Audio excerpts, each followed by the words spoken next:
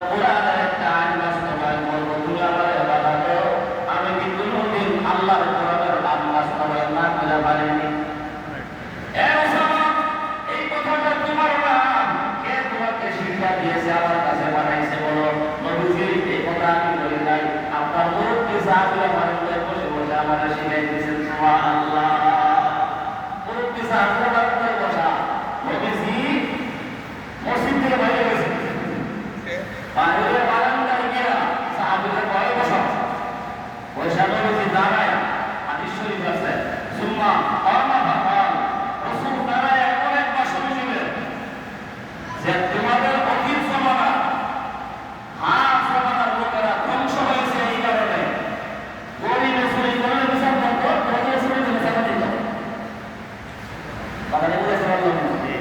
গরিব চুরি করে বিচার করতো, গরিব বিচার করে ছেড়ে দিত।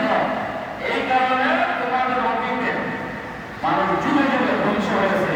নবীজি এই বক্তব্যটা দিয়া শেষ যে কথাটা বলছে, এটা আল্লাহর কথা।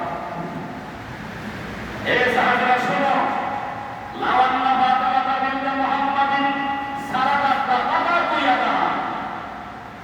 আজকে ফরেন বংশের নারী চুরি করছে, আজকে তার হাত কাট বসবাস করো, স্বয়ং আমার মেয়ে হাতে না চুরি করলে তার হাত কেটে দিতে আমি বিনা করতে পারবো না।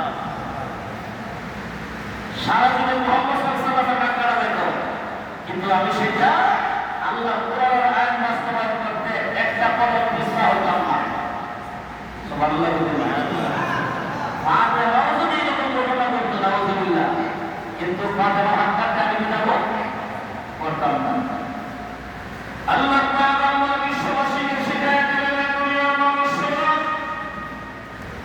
এই বুখারী শরীফের 6788 নং হাদিস আমাদের সামাজিক ভাবে নেই এবং ইনসাফ প্রতিষ্ঠা করার প্রকাশ্য দলিল কথা বলেন, ঠিক না? এই জন্য মুসলমানরা আমাদের মাঝে যারা সাহেব সরকার আছেন, যারা নেতৃত্ব দেন, অবশ্যই আমরা জনগণের সাথে এটা খেয়াল রাখতে হবে। আমার নবী কেমনে বিচার করছে, আমার বিচারটা আমার নবীর বিচারের সাথে হয়ে কিনা, মিলে কিনা। আমার নবী ইনসাফ করার জন্য, ইনসাফ বাস্তবায়ন করার জন্য আল্লাহ পয়গম্বর দুনিয়াতে আগমন করেছিলেন। আমার দ্বারা যেন কোনো ইনসাফি না হয়ে যায়, অবশ্যই সেটা আমি ফলো করতে হবে, খেয়াল রাখতে হবে।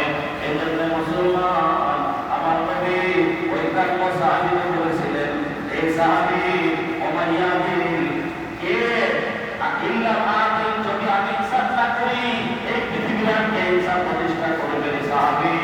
এই জন্য মুসলমান, আমার আপনার নবী সারাটা জীবন ইনসাফ প্রতিষ্ঠা করে গেছেন।